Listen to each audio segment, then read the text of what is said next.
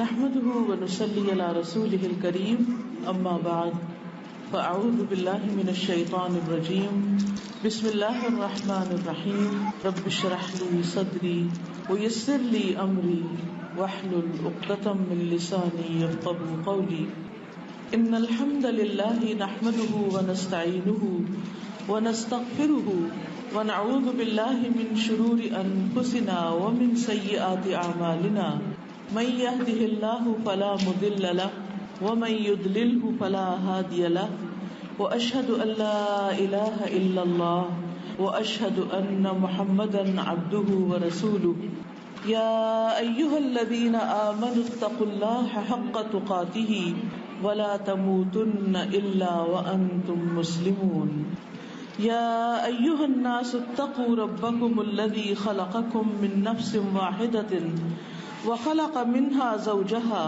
وبث منهما رجالا كثيرا ونساء واتقوا الله الذي تساءلون به والأرحام إن الله كان عليكم رقيبا يا أيها الذين آمنوا اتقوا الله وقولوا قولا سديدا يصلح لكم أعمالكم ويغفر لكم ذنوبكم ومن يطع الله ورسوله فقد فاز فوزا عظیما.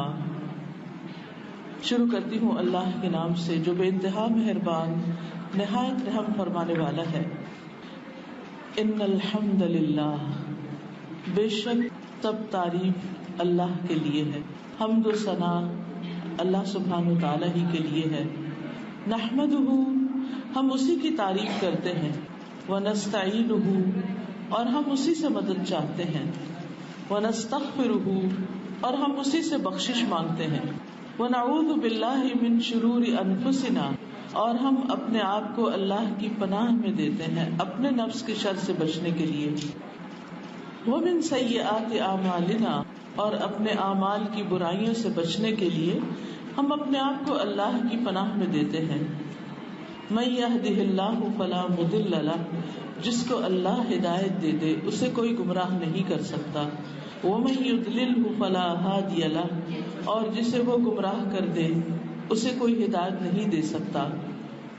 واشہد ان لا الہ الا اللہ واشہد ان محمدا عبدہ ورسولہ، اور میں گواہی دیتا ہوں کہ اللہ کے سوا کوئی معبود نہیں، اور میں گواہی دیتا ہوں کہ محمد صلی اللہ علیہ وسلم اللہ کے بندے اور اس کے رسول ہیں. یا ایھا الذین آمنوا اتقوا اللہ، اے لوگو جو ایمان لائے ہو اللہ سے ڈرو. حق تقاتہ، جس طرح اس سے ڈرنے کا حق ہے. ولا تموتن الا وانتم مسلمون، اور تمہیں ہرگز موت نہ آئے مگر اس حال میں کہ تم مسلمان ہو. یا ایھا الناس اتقوا ربکم، اے لوگو اپنے رب سے ڈرو.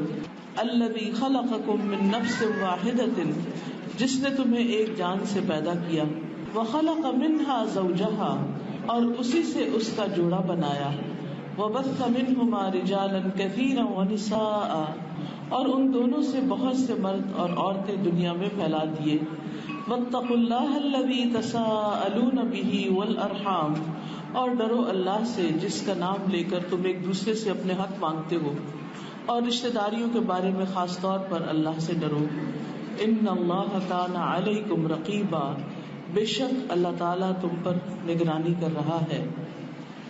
یا ایھا الذین آمنوا اتقوا اللہ، اے لوگو جو ایمان لائے ہو اللہ سے ڈرو. وقولوا قولا سدیدا، اور درست بات کیا کرو، سیدھی بات کیا کرو. یغفر لکم ذنوبکم، وہ تمہارے گناہوں کو معاف کر دے گا. اور پھر ومن یطع اللہ ورسولہ، جو اللہ اور اس کے رسول کی اطاعت کرے گا. فقد فاز فوزا عظیما، وہ یقیناً بہت بڑی کامیابی پائے گا. معزز خواتین، اس وقت آپ کے سامنے جو عبارت پڑھی گئی ہے یہ خطبۃ الحاجہ کہلاتی. نبی صلی اللہ علیہ وسلم اس خطبے کو اہم مواقع پر پڑھتے تھے، اور خاص طور پر نکاح کے موقع پر. شادی کے موقع پر عموماً نکاح کے وقت مردوں کے درمیان ہی چونکہ سارا کچھ طے پاتا ہے، خطبہ بھی وہیں پر ہو جاتا ہے، اس لیے اگر کوئی اسپیکر کی سہولت ہو یعنی لاؤڈ اسپیکر ہو تو خواتین تک آواز آ جاتی خطبہ وغیرہ پڑھنے کی، ورنہ وہ بھی نہیں. اور اگر آ بھی جائے تو بہت سے لوگ اس سے بھی واقف نہیں کہ اس میں کہا کیا گیا. ہمیں اس موقع پر یعنی شادی کے اہم موقع پر جو زندگی کی ایک بہت بڑی ٹرننگ ہوتی ہے، اس موقع پر ہمیں کیا سبق دیا جا رہا ہے، کیا میسج دیا جا رہا ہے، کیا سکھایا جا رہا ہے. کیونکہ دین اسلام دیگر تمام ادیان سے اس اعتبار سے مختلف ہے کہ اس میں انسان کو ایک اللہ کی عبادت کا حکم دیا گیا، اور عبادت کے لیے ضروری ہے کہ انسان اللہ تعالیٰ پر ایمان رکھتا ہو، اور ایمان کے لیے ضروری ہے کہ اللہ سبحانہ وتعالیٰ کی پہچان ہو، معرفت ہو. اور پھر نہ صرف یہ کہ اللہ تعالیٰ کی پہچان ہو بلکہ جس جس چیز پر بھی ایمان ہو ان سب چیزوں کو پہچانا جائے. اس لیے کوئی بھی شخص جو اپنے آپ کو مسلمان کہتا ہے اس کے لیے لازم ہے کہ وہ علم حاصل کرے اور اپنے دین کی سمجھ بوجھ پیدا کرے، کیونکہ علم کے بغیر اللہ تعالیٰ کی عبادت ممکن ہی نہیں. عبادت کس طرح کی جائے، کیا طریقہ اختیار کیا جائے، کیا نہ کیا جائے تاکہ ہم اس عبادت کا حق ادا کر سکیں. اور ہمارے دین میں صرف نماز پڑھنا ہی عبادت نہیں بلکہ اس میں انسانوں کے حقوق ادا کرنا بھی عبادت ہے، اس میں شادی کرنا بھی عبادت ہے، کیونکہ انسان ایک حلال اور جائز طریقے سے اپنی خواہشات کو پورا کرتا ہے، ایک خاندان کو پروان چڑھاتا ہے اور اپنی ذمہ داریوں کو نبھاتا ہے. اس میں اگر ہسبینڈ وائف ایک دوسرے کے حقوق صحیح طور پر ادا کرتے ہیں تو یہ بھی ایک عبادت ہے. حتیٰ کہ ایک شوہر اگر اپنی بیوی کو پانی پلاتا ہے تو وہ بھی ایک عبادت کا کام کر رہا ہے. اگر وہ ایک لقمہ کھلاتا ہے تو وہ بھی اس کے لیے صدقہ لکھا جاتا ہے، اس کا بھی ثواب ہے. بلکہ یہاں تک آتا ہے کہ اگر کوئی شخص کسی غریب کو دیتا ہے تو اس کا بھی ثواب ہے، اللہ کے راستے میں دیتا ہے اس کا بھی ثواب ہے. لیکن سب سے زیادہ ثواب اس مال کے خرچ کرنے کا ہے جو وہ اپنے گھر والوں پر خرچ کرتا ہے، کیونکہ یہ خرچ کرنا اس کے فرائض میں شامل ہے. تو جب انسان ایک فرض ادا کرتا ہے تو اس کا اجر اور ثواب زیادہ ہوتا ہے. تو بہرحال اس خطبے کو جاننا اور اس کو سمجھنا اور اس کے مطابق اپنی زندگی بسر کرنا انسان کے لیے کامیابی کا باعث ہے. آج ہم اپنے معاشرے میں دیکھتے ہیں کہ ادھر شادی ہوتی ہے، ادھر کوئی ایسی تکلیف دہ اداس کرنے والی خبر ملتی ہے. کی وجہ کیا ہے؟ اس کی بنیادی وجہ یہ ہے اس خطبے میں جو پیغام دیا گیا ہے اور وہ ہے اللہ سے ڈرنے کا، تقویٰ کا، وہ ہماری زندگیوں سے ختم ہوتا چلا جا رہا ہے. کیونکہ انسان کی نفسیات کچھ ایسی ہے کہ جب تک اس پر کوئی سپرویژن نہ ہو، کوئی دباؤ نہ ہو، کوئی اس کو پوچھنے والا نہ ہو، کوئی اس کا حساب لینے والا نہ ہو، تو بہت دفعہ وہ اپنے فرائض میں کوتاہی کر جاتا ہے. تو آئیے دیکھتے ہیں کہ خطبے میں تفصیلات کیا ہیں جو ہر نکاح کے موقع پر پڑھا جاتا ہے. یعنی کوئی شادی اس کے بغیر ہوتی نہیں کہ جس میں یہ خطبہ نہ پڑھا جائے. تو یہ خطبہ ہمیں کیا سکھاتا ہے؟ سب سے پہلی چیز اس خطبے میں ہے ان الحمد للہ، بے شک تعریف اللہ تعالی کے لیے. کیوں؟ اس لیے کہ جو کچھ بنایا اسی نے بنایا. آج ہم دنیا کی کسی بھی چیز کو دیکھ کے جب اس کو اپریشیٹ کرتے ہیں تو اس میں غور کی بات یہ ہوتی ہے کہ ہر وہ چیز جو قابل تعریف ہے وہ دراصل اللہ ہی کی بنائی ہوئی ہے، اسی کی دی ہوئی ہے، اسی کی عطا کی ہوئی. اب کسی بھی چیز پر نظر دوڑائیں، آسمان کو دیکھیں یا درختوں کو دیکھیں یا پہاڑوں کو دیکھیں یا سمندر کو دیکھیں یا انسانوں کو دیکھیں یا جانوروں کو دیکھیں، پرندوں کو، مختلف چیزوں کو. تو کچھ چیزیں ایسی ہوتی ہیں، ان کا حسن ایسا ہوتا ہے، ان کی خوبصورتی ایسی ہوتی ہے کہ انسان دیکھ کر ایک دم کہتا ہے واو. واو کہنے سے اس کا دل تو شاید خوش ہو جاتا مگر اس پر اجر کچھ بھی نہیں ملتا اس کو. ہاں، مومن جب خوش ہوتا ہے تو اس پر فوراً اللہ کو یاد کرتا ہے اور اس کا شکر ادا کرتا ہے اور کہتا ہے الحمدللہ. اور جب وہ الحمدللہ کہتا ہے تو اس کا رب اس سے راضی ہو جاتا ہے. اور الحمدللہ کہنا میزان کو بھر دیتا ہے. یعنی ہم میں سے کوئی بھی شخص کوئی بھی کام جو کسی بھی وقت کرتا ہے وہ سب لکھا جا رہا ہے اور وہ سارا قیامت کے دن تولا بھی جائے گا. ہر لفظ جو ہم بولتے ہیں وہ سب لکھا جا رہا ہے. قرآن مجید میں آتا ہے ما یلفظ من قول الا لدیہ رقیب عتید. اس کے منہ سے کوئی ایک لفظ بھی جو نکلتا ہے تو ایک حاضر باش نگران فرشتہ موجود ہوتا ہے, فوراً اس کو لکھتا ہے. اسے کرامن کاتبین کہا جاتا ہے, اور وہ کسی بھی وقت انسان سے غائب نہیں ہوتے, اپنی ڈیوٹی سے غیر حاضر نہیں ہوتے, ایبسنٹ نہیں ہوتے, اور مسلسل وہ لکھتے چلے جاتے ہیں جو بھی ہم بولتے ہیں. تو جب ہم الحمدللہ کہتے ہیں تو وہ بھی لکھ لیتے ہیں, اور قیامت کے دن جب یہ الحمدللہ نامہ اعمال میں تولا جائے گا تو اس کا بہت بڑا وزن ہوگا. لیکن ہماری زندگیوں میں اب الحمدللہ کہنا شرم کی بات ہوتی ہے, یعنی ہم نے تعریف کرنے کے بندوں کی ہو یا کسی اور کی اور لفظ ایجاد کر لیے, اور ہماری زندگیاں انہی کے گرد گھوم رہی ہیں. اب دیکھیے کہ ہم زندگی کا ایک بڑا حصہ چیزوں کی, انسانوں کی, خاص طور پر مٹیریل چیزوں کی, زیور کی, کپڑے کی, گھر کی, ڈیکوریشن پیس کی, ادھر کی ادھر کی, ان چیزوں کی تعریف کرتے ہوئے وقت گزار دیتے ہیں. اچھی بات ہے, اچھی چیز کو دیکھ کے تعریف کرنی چاہیے, لیکن جس کی اصل میں تعریف کرنی چاہیے, جس نے یہ سب کچھ دیا ہے, اس کو بھول جاتے ہیں. اب آپ دیکھیے کہ آپ مثلاً ٹیبل پر بیٹھے ہیں, آپ کے سامنے کسی نے اچھے اچھے کھانے پکا کر رکھے ہیں, آپ ایک چیز اٹھاتے ہیں, کھاتے ہیں اور کہتے ہیں بہت مزے کی ہے, دوسری کھاتے ہیں اور کہتے ہیں بہت مزے کی ہے, اور سارا وقت صرف کھانے کو ہی دیکھتے رہتے ہیں اور مزے مزے کی باتیں کرتے رہتے ہیں, لیکن ایک دفعہ بھی نہیں کہتے کہ جس نے بنایا ہے اس نے بہت ہی اچھا بنایا. بنانے والے کی آپ تعریف نہیں کرتے, خالق جو کھا رہے ہیں اس کا مزہ لے رہے ہیں, تو پھر یہ بات انصاف کی بات تو نہیں ہے. جس نے بنایا, جس نے محنت کی, جس نے تکلیف اٹھائی, جس نے سب کچھ کیا, اس کو یاد کیے بغیر, اس کا ذکر کیے بغیر, اس کی تعریف کیے بغیر صرف کھانے کی تعریف کرنا کافی نہیں. اسی طرح دنیا کی ساری جتنی بھی چیزیں ہیں, جتنے بھی آبجیکٹس ہیں, ان کی تعریف کرنا کافی نہیں جب تک کہ دینے والے کی تعریف نہ کی جائے. تو ان الحمدللہ, بے شک تعریف اللہ کے لیے ہے. شادی کا موقع خوشی کا موقع ہے, اور خوشی کے موقع پر انسان اللہ کا شکر ادا کرتا ہے, اور جب کسی بات پر مومن خوش ہوتا ہے تو اس وقت وہ الحمدللہ کہتا ہے. اور الحمدللہ جب کہتا ہے تو یہ کہنا, اس کے 2-3 فائدے ہوتے ہیں.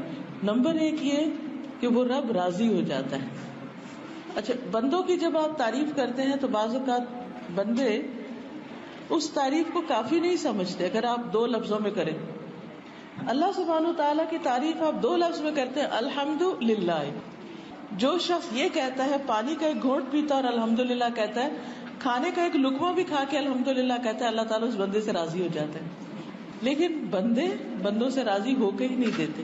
آپ ان کے لیے کیا کچھ بھی کر لیں وہ خوش نہیں ہوتے. اگر تھوڑی دیر خوش ہیں تو پھر تھوڑی دیر میں ناراض ہیں. انسان اسی اسٹرگل میں رہتا ہے, اسی چکر میں رہتا ہے کہ بھائی کروں تو کروں کیا. لیکن جب بندہ بندوں سے اٹھ کر اپنے رب کا شکر ادا کرتا ہے تو رب راضی ہو جاتا ہے. دوسری چیز یہ کہ جب بندہ کسی بھی نعمت پر شکر ادا کرتا ہے تو اللہ تعالیٰ اس نعمت کو اس پر باقی رکھتا ہے. اللہ کا وعدہ ہے لئن شکرتم لأزیدنکم, اگر تم شکر ادا کرو گے تو میں تمہیں اور زیادہ دوں گا. اچھا, انسانوں کا حال کیا ہوتا ہے کہ جب انہیں کوئی چیز اچھی لگتی ہے تو عام طور پر نظر لگا دیتے ہیں, نظر کا مسئلہ آ جاتا ہے, اور وہ چیز باقی رہنے کی بجائے اس میں اور کئی خرابیاں پیدا ہو جاتی ہیں. یعنی کیونکہ وہ اس طرح دیکھ کے آپ کی نعمت کو خوش نہیں ہوتے جیسے خوش ہونا چاہیے. وہ دل میں جلتے بھی رہتے ہیں اور یہ دیکھتے رہتے کہ اس کو کیوں مل گئی, مجھے کیوں نہیں ملی, کب خبر سنے کہ اس کی نعمت چلی گئی. وہ اس انتظار میں رہتے ہیں. جبکہ اللہ سبحانہ و تعالیٰ بندے کو جب نعمت دیتا ہے اور اس کو خوش ہوتا ہے اور اس پر اللہ کی تعریف کرتا ہے تو اللہ تعالیٰ اس کی نعمت کو اس کے لیے پرولونگ کر دیتے ہیں, اس سے واپس نہیں لیتے بلکہ اس میں اضافہ کر دیتے ہیں, اور ایڈیشن ہو جاتی, زیادہ ہو جاتی. پھر اسی طرح یہ ہے کہ بندوں کی جب آپ تعریف کرتے ہیں تو بعض اوقات کچھ لوگ ہوتے ہیں وہ اس کو ایکنالج کر لیتے ہیں, اس کو واپس آپ کو جواب دیتے ہیں. کچھ لوگ پرواہ بھی نہیں کرتے. اللہ سبحانہ تعالیٰ کی جب تعریف ہوتی ہے تو جو بھی لفظ ہم بولتے ہیں ایک ایک لفظ ہماری آخرت کے لیے بھی لکھا جاتا ہے, اور وہاں پر اس کا اجر بھی ملے گا انسان کو. یعنی دنیا میں بھی نعمت زیادہ ہوگی اور آخرت میں بھی اس کا اجر ملے گا انسان کو. تو اس لیے ہمیں کوئی بھی خوشی ملے, کوئی بھی نعمت ملے, تو اس کو ہم اپریشیٹ کریں اور اللہ تعالیٰ کی تعریف کریں محبت کے ساتھ، تعظیم کے ساتھ. کیونکہ اسلام میں عبادت کا جو کانسیپٹ ہے وہ صرف بے روح سجدے کرنے کا نہیں ہے. عبادت وہی عبادت ہے جو اللہ کی فرما برداری کا یا اطاعت کا کام ہو محبت اور تعظیم کے ساتھ. ایک طرف دل کی خوشی کے ساتھ ہو، مارے بندے نہ ہو، اور دوسری طرف اس میں رسپیکٹ بھی پوری ہو کہ میں اپنے رب کے لیے کر رہی ہوں. بہرحال شادی کے موقع پر الحمدللہ کیوں کہا جائے؟ کیونکہ آپ دیکھیے تو ہم بات یہ کر رہے تھے کہ شادی کے موقع پر انسان کیوں خوش ہو، کیوں اللہ کی تعریف کرے. اس لیے کہ ایک نعمت مل رہی ہے انسان کو. ایک لڑکی بھی اور ایک لڑکا بھی زندگی کا ایک وقت اکیلے گزارتے ہیں اور پھر انسان کی ایک ضرورت ہوتی، کیونکہ اللہ سبحانہ وتعالیٰ نے انسان کو جو انسان بنایا نا، تو انسان اس وقت کمپلیٹ ہوتا ہے جب اس کو دوسرے انسانوں سے انس حاصل ہوتا ہے. وہ اکیلے نہیں رہ سکتا. اللہ سبحانہ وتعالیٰ نے آدم علیہ السلام کو اپنے ہاتھ سے پیدا کیا تھا اور پھر وہ اکیلے تھے، تنہا تھے، تو تنہائی میں ایک وحشت ہوتی ہے. اللہ سبحانہ وتعالیٰ نے ان کے لیے پھر حضرت حوا کو پیدا کیا انہی کی پسلی سے. کیسے؟ یہ اللہ ہی جانتا ہے کیسے پیدا کیا، جس نے پیدا کیا. بہرحال پسلی سے پیدا کرنے کا جو ذکر کیا گیا وہ اس لیے کہ انسان یہ جانے کہ وہ یعنی حضرت حوا جو تھی وہ حضرت آدم کی کمپینین تھی، ساتھی تھی. وہ سر سے نہیں پیدا ہوئی، وہ پاؤں سے نہیں پیدا ہوئی، وہ پسلی سے پیدا ہوئی. اور پسلیوں میں کیا ہوتا ہے؟ سینہ، اور سینے میں دل، اور دل جو ہے وہ محبت کی جگہ ہوتی ہے، جذبات کی جگہ ہوتی. تو اللہ تعالیٰ نے پھر دونوں کے درمیان ایک محبت پیدا کر دی. اور اسی طرح باقی بھی دنیا میں جب کسی کی شادی ہوتی ہے تو نبی صلی اللہ علیہ وسلم نے فرمایا کہ نکاح سے زیادہ کوئی چیز میں نے دو محبت کرنے والوں کے درمیان نہیں اچھی پائی. یعنی سب سے بہترین چیز جو دو محبت کرنے والوں کے بیچ میں ہوتی ہے وہ نکاح ہوتا ہے. اور آپ دیکھیے کہ دونوں بالکل مختلف گھروں میں پیدا ہوتے ہیں، مختلف جگہوں سے ہوتے ہیں، پھر کس طرح اللہ تعالیٰ ان کے درمیان موافقت پیدا کر دیتا ہے، محبت پیدا کر دیتا ہے. انسان کی جذباتی ضروریات پوری ہو رہی ہوتی ہیں تو اس پر انسان کو اللہ کا شکر ادا کرنا چاہیے. کیونکہ الگ الگ رہنے میں، شادی کے بغیر رہنے میں جو مشکلات ہیں وہ انہی کو پتہ ہے کہ جو اس مشکل سے گزر رہے ہوتے ہیں. تو جن کو اللہ تعالیٰ اتنے انتظار کے بعد، اتنی تلاش کے بعد، اتنی مشقتوں کے بعد ایک ساتھی عطا کرتا ہے، پھر ان کا فرض بنتا ہے کہ وہ اس کی قدر کریں. لیکن عام طور پر انسان کا حال کیا ہے کہ وہ ناشکرا ہوتا ہے. ان الانسان لربہ لکنود، بے شک انسان اپنے رب کا بڑا ہی ناشکرا ہے. جتنی بھی نعمتیں اس کو مل جائیں پھر بھی اس کا رونا دھونا ختم نہیں ہوتا. اس کی توجہ زیادہ تر انہی چیزوں کی طرف ہوتی ہے جو اس کی زندگی میں نہیں ہوتی. لیکن جب کوئی چیز مل جاتی ہے تو وہ اس کو نظر نہیں آتی، وہ اس کو فار گرانٹیڈ لیتا ہے کہ یہ تو ہو گئی، اب وٹ نیکسٹ. اور جو اس کے دل میں اگلی ڈریم ہوتی ہے اس کے لیے پریشان ہونا شروع کر دیتا ہے. تو ہمارا دین ہمیں یہ سکھاتا ہے کہ بجائے اس کے کہ جو نہیں ہے اس پر پریشانی کرو، جو ہے اس کا اپریشیٹ کرو، اس پر خوش ہو، خوش ہونا جانو. کیونکہ جب انسان کسی کی تعریف کرتا ہے تو دل میں ایک خوشی آتی ہے، اور جب انسان صرف شکوے اور شکایتیں کرتا ہے تو اپنا دل پہلے دکھتا ہے. چاہے انسان اللہ سے ناراض ہوتا ہے یا بندوں سے ناراض ہوتا ہے، ان کا کچھ نقصان نہیں ہوتا، نقصان انسان کا اپنا ہی ہوتا ہے. اس لیے ہر موقع پر انسان کو شکر گزار رہنا چاہیے کہ ان الحمد للہ نستعینہ، ہم اسی سے مدد چاہتے ہیں. اہم فیصلہ ہے، بہت سے خدشے اور خوف دل میں ہوتے ہیں، پتہ نہیں کیا ہوگا، نباہ ہوگا کہ نہیں ہوگا، بچے ہوں گے کہ نہیں ہوں گے، جاب کا کیا ہوگا، ارننگ کیا ہوگی، سروائیو کر سکیں گے یا نہیں کر سکیں گے. بہت سے طرح طرح کے وسوسے اور توہمات شیطان انسان کے دل میں ڈالتا ہے. ان سب کا مقابلہ کرنے کے لیے اور اپنی نعمت کو، خوشی کو انجوائے کرنے کے لیے نستعینہ، ہم اس سے مدد مانگتے ہیں کہ وہ ہمارے سارے کام درست کر دے. کیونکہ انسان کے بس میں نہیں ہے. بعض اوقات ہمارے پاس سب چیزیں ہوتی ہیں اور ہم ایک چیز کرنا چاہتے ہیں وہ ہو کے نہیں دیتی. اللہ کے لیے کچھ مشکل نہیں. لہذا کوشش کے ساتھ ساتھ ہر کام کے لیے، چاہے وہ رشتوں کو نبھانے کا ہو، چاہے وہ کوئی بھی اور انسان کا پروجیکٹ ہو، اس کے لیے کوشش کے ساتھ ساتھ انسان کو ہمیشہ اللہ تعالیٰ سے دعا کرتے رہنا چاہیے کہ اللہ تعالیٰ اس کام کو مکمل کرنے میں، اس کے اندر کامیابی میں تو ہماری مدد کر. کیونکہ دعا جو ہے یہ بندے کا اللہ تعالیٰ سے ایک بہت پیارا تعلق ہے. اللہ تعالیٰ اس بندے سے ناراض